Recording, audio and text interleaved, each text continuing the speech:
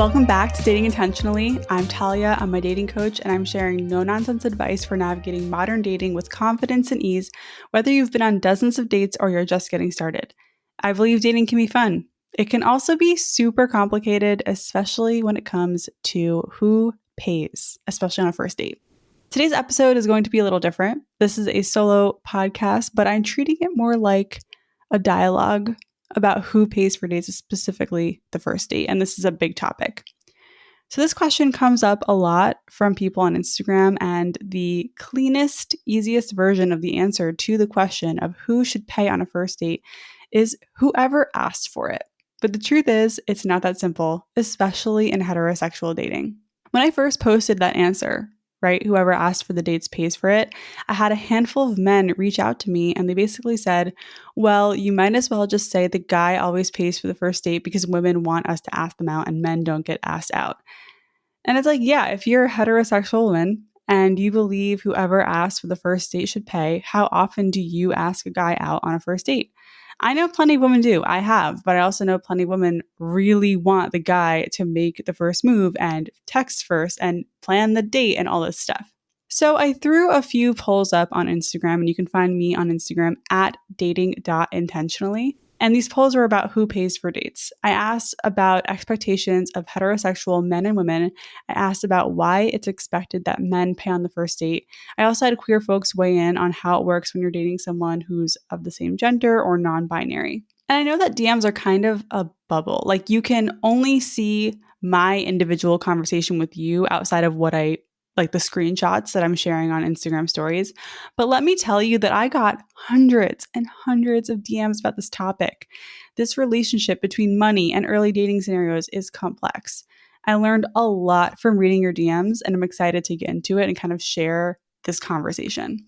So in this episode, I'm going to basically explore both sides of the story as well as factors that affect everyone. I'm going to get into why women expect men to pay and how men feel about it according to, again, what people have shared with me in my DMs. I'm also going to get into what queer folks have shared as well, because the expectations and dynamics are different. This is a fascinating topic, and I encourage you to pay attention to what comes up for you as you listen. Some of the opinions and points of view that I share might make you roll your eyes, and some you might agree with. Pay attention to these reactions, because the biggest thing I learned is that your view on who pays for the first date and early dates in general is deeply personal and rooted in your beliefs around gender roles, money, your value, the value you put on the other person, how you were brought up, and so much more. I'm also going to get into what I learned about myself in this conversation, because I did have a few realizations. Ultimately, I hope this episode gives you more clarity about yourself, where you stand on this, and most importantly, why you feel the way you feel. My goal with this episode was to create more empathy and compassion, because I feel like in heterosexual dating especially, there is a lot of bitterness and resentment. And it's like kind of like a competition of who has it worse. And I really don't like that. I don't think that is helpful or productive in dating. We're all trying to find the best match for each other. We're all doing the best we can. It's just, we have to stop fighting over who has it worse. We're on the same team, right?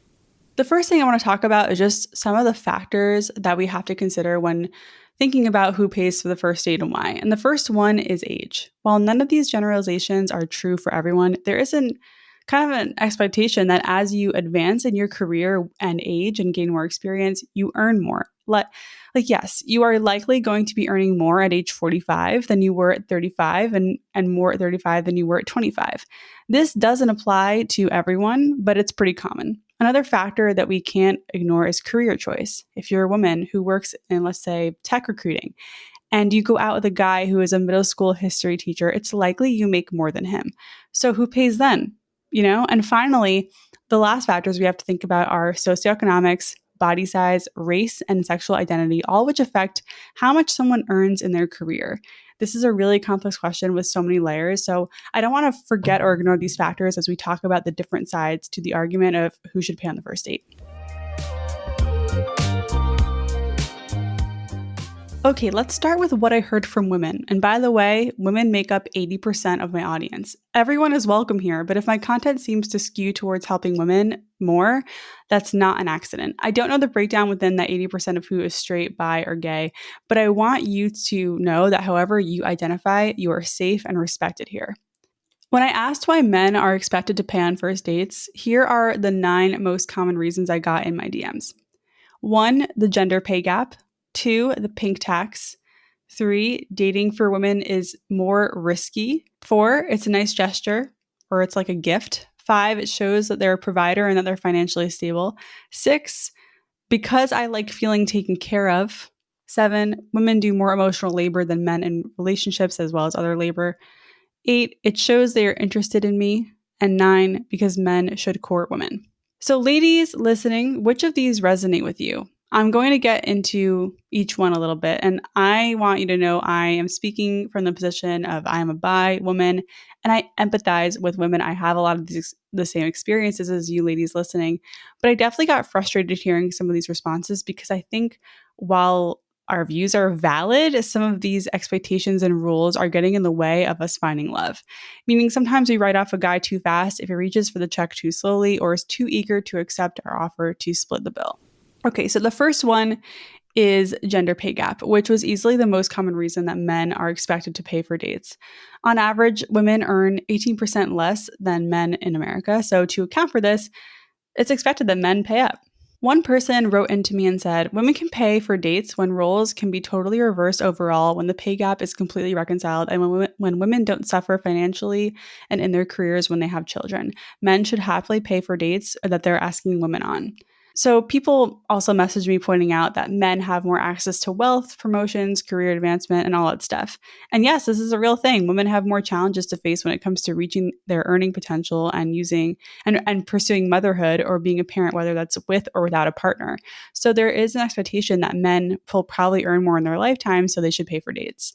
I mean, I get that. We are working towards equality, but we are not financially equal yet. The second one is the pink tax. So if you don't know what this is, basically it's a fact that products and some services marketed to women are priced higher than the same products and services that are marketed to men. Think things you'd get at the pharmacy, like razors and deodorant, things both men and women use. But the pink versions of these, the ones that are for women, are marked up. The same goes for haircuts. And I mean, this is real, at least it is for me. Johnny and I both have long hair. His hair was longer than mine at one point, and his haircuts are always cheaper than mine, even if we went to the same place. Basically, it's more expensive to exist as a woman, and the idea is that men should pay for dates because of that. So the third reason is that it's more dangerous for women to go out and date. This one is harder for me to get on board with, not because it's not true. I mean, yes, like there are a lot more risks for women. My opinion doesn't really matter. If this is your belief, I am not trying to change it. So the idea behind this is that a woman has to take more necessary precautions in dating compared to men. Like the labor of checking to make sure their date isn't a creep, getting pepper spray just in case there's an issue, making sure the date is in a safe part of town, texting all their friends or sharing their location to make sure that their friends, will know that they're alive at the end of the date, getting an Uber to the date and just constantly being on guard during the date just in case the person she's with wants to tamper with her drink or something like that. So because of all these things, a woman has to worry about that on a date and a man doesn't. The man should pay. I get these concerns. These are not my personal concerns, but they are valid. Does that mean the guy has to pay? I don't know. When I first heard this, I was like, a guy with malicious intent can just as easily put his credit card down as any other guy. A person paying for your date doesn't make you more safe. And when I asked about this, here are 2 DMs I got. The first one is, it's simply more risky for the woman to go out on the date, especially a first date from an app with a heterosexual guy.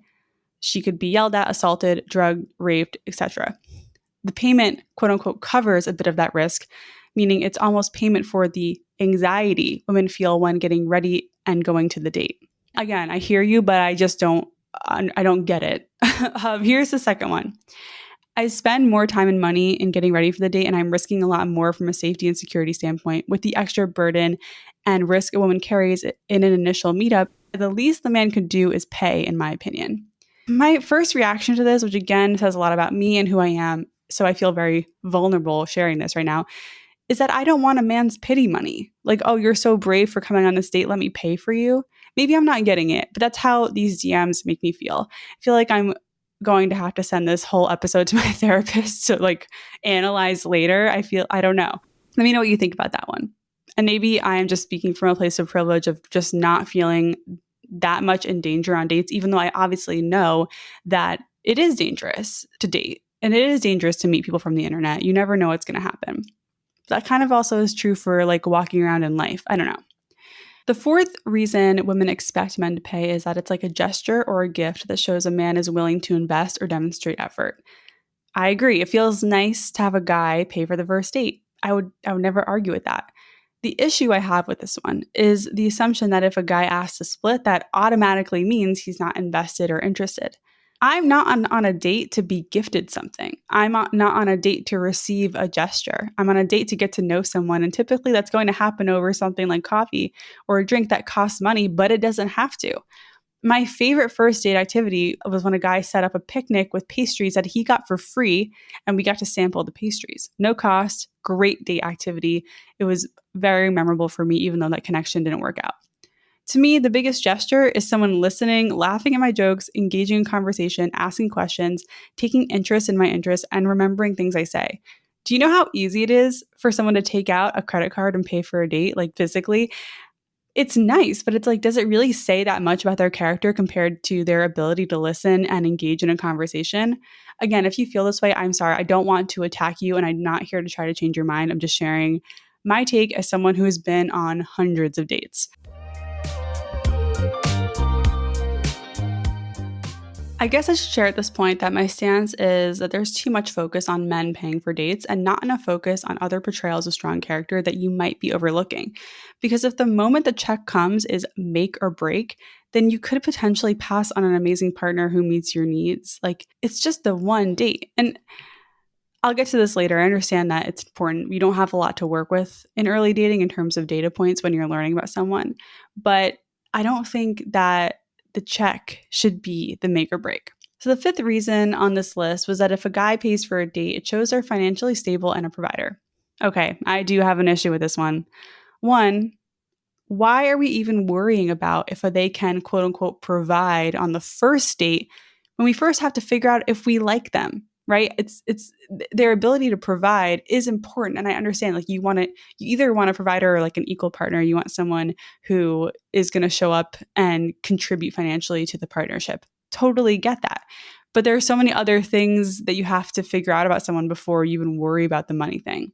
Two, just because a guy puts down a credit card after you get drinks and appetizers doesn't mean he's financially stable or has any money. Credit card debt is a thing. Bad credit scores are a thing. Being able to pay for a date doesn't make someone financially competent. So please don't jump to this conclusion on a first date. And I know you're not making a full judgment based on the first date, but it's just a data point. And I want you to zoom out and remember that if one of your big priorities is financial security and stability, that anyone can also lose their job and income at any time. Things change, life happens, layoffs happen. So I would say when thinking about finances, it's more important to choose someone who's financially savvy and maybe conservative if you're after stability, rather than judging based on if they pay for a few dates early on in your relationship. I have more thoughts on this and we'll get into it more later. So the sixth reason is I like feeling taken care of. Who doesn't? I can see how a guy paying for a date makes you feel taken care of. In addition to that, I encourage you to look for other signs that he can take care of you, like listening and being thoughtful, being empathetic and compassionate, respectful of your boundaries, and all that other stuff. And again, I said this, in early dating, we don't have many data points to go off of. That's why these little things like who pays and who initiate texting matter, because you don't have anything else to really measure interest and investment. So yeah, a guy paying for the first date is just one of many ways early on to show he's interested and cares and can take care of you. I get it. Sometimes I wonder if we can consider how can men, feel cared for as well. I know I sound very like, but what about men in this episode? I guess in modern dating, from everything I learned so far, there are just a lot more expectations on how men should act compared to how women should act right now in 2024. But maybe I feel that way because I talk to women in my DMs all day long and I just hear all these complaints about men. Often I'm over here thinking like, geez, give the guy a break. But I understand where women are coming from because when we zoom out, men move through the world with much more privilege than women. It's hard. This stuff is complicated. The next common argument is women do more emotional labor in relationships than men. So here's a DM I got about this.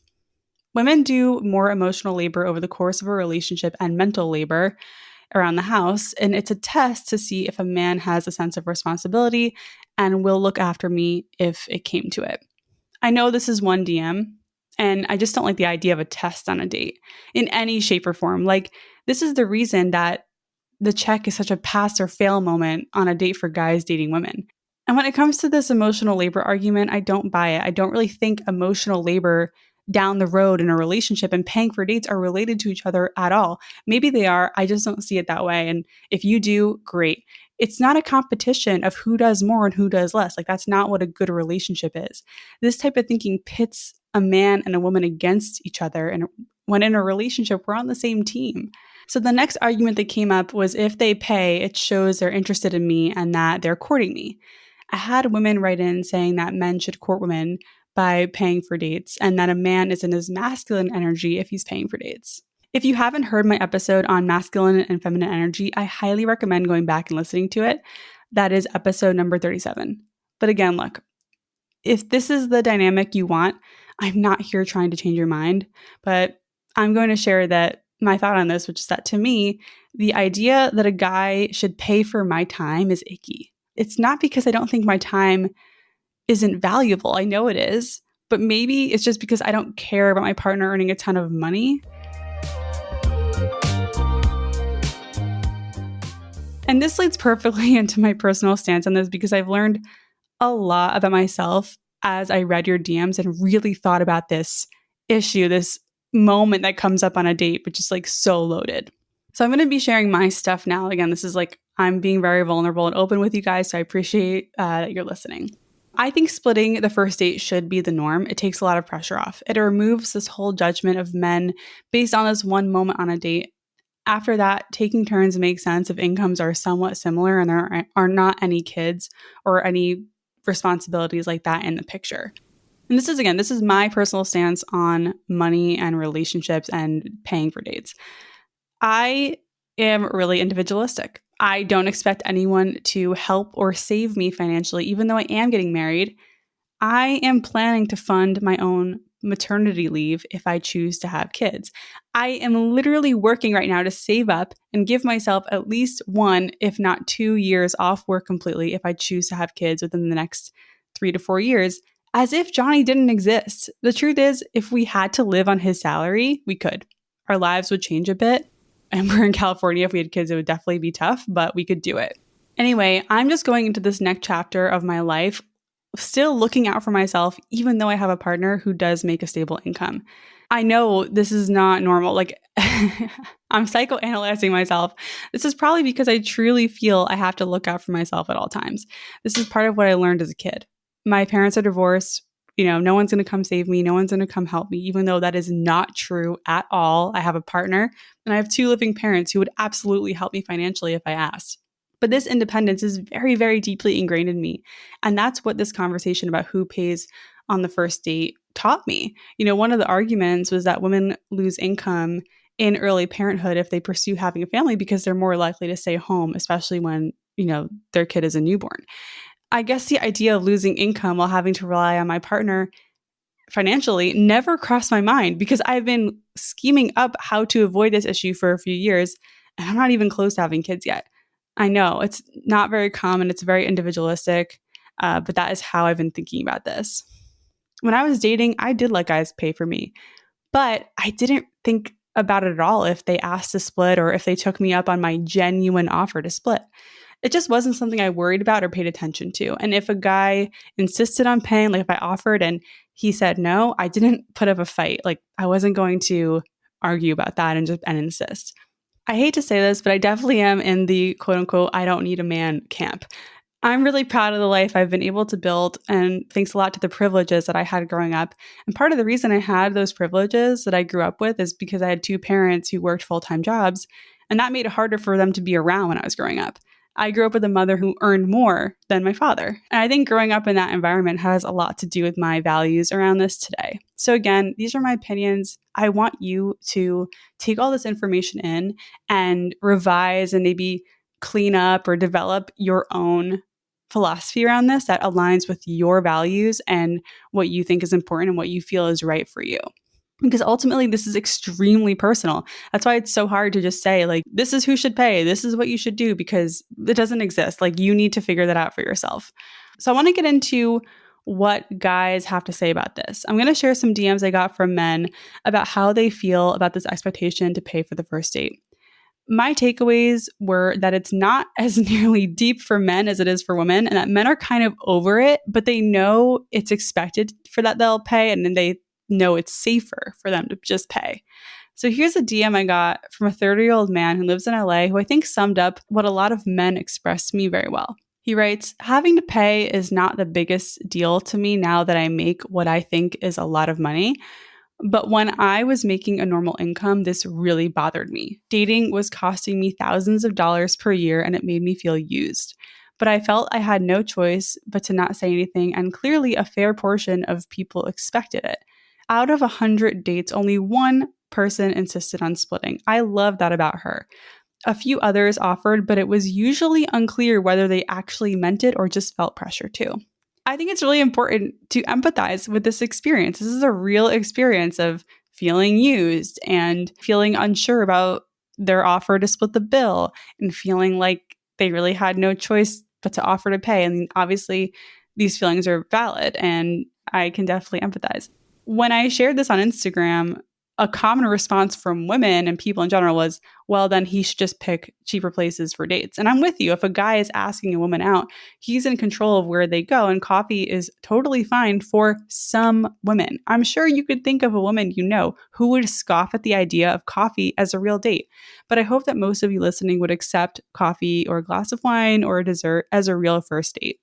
It's like, can we want guys to show an effort and investment and all this stuff if the date is under $25? Does that still align? That's up to you to answer.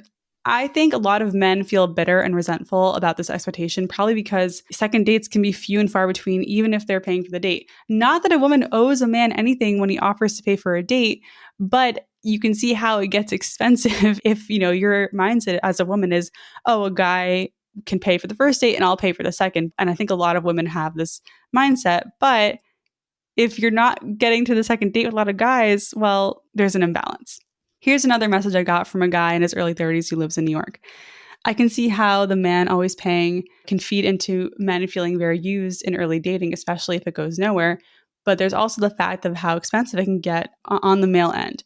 If a guy was dating multiple people and had 4 first dates in a week, all drinks, this could lead to spending up to $200 and only lead them back to the apps. Dates add up. Look, I mean, it depends on where you live, right? This is another one of those factors that, like, if you live in a city, coffee and drinks are expensive. Cocktails these days are like $20 or more in some places. When I order coffee for Johnny and I, we're spending over $25, including tip. Who's to say what's a lot of money? Because what's a lot of money to me is going to be different than what's a lot of money to you.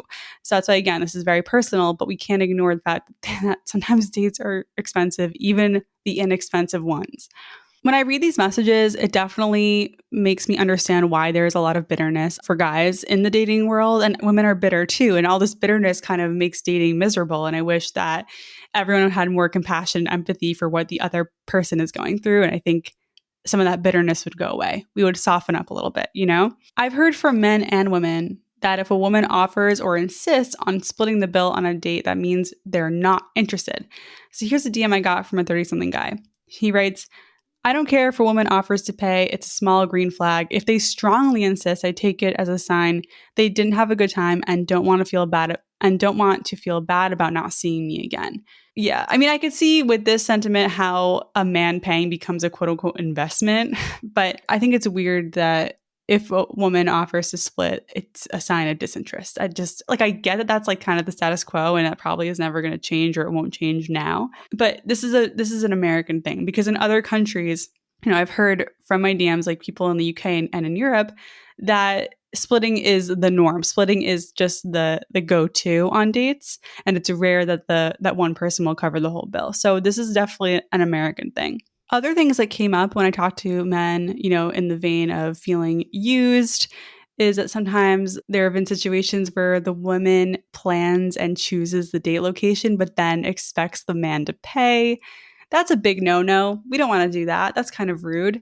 Another thing that comes up is the man will pick the place, or someone picks the place, and then women will just choose the most expensive things on the menu.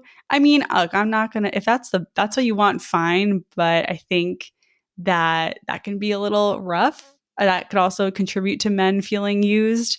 Just there are little things, like little nuances here to pay attention to if you want the guy to pay and that's your value and that's what you want. I think that we can want a guy to pay and be respectful of that, right? I think that's fair. Let me know what you think.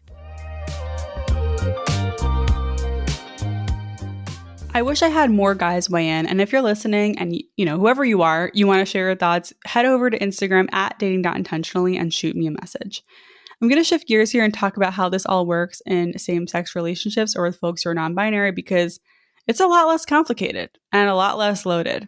From what I've learned from the many bi, gay, lesbian, and non-binary folks who wrote in, who pays for the first date is mostly dependent on who asks, or there's just a baseline assumption that you're going to split.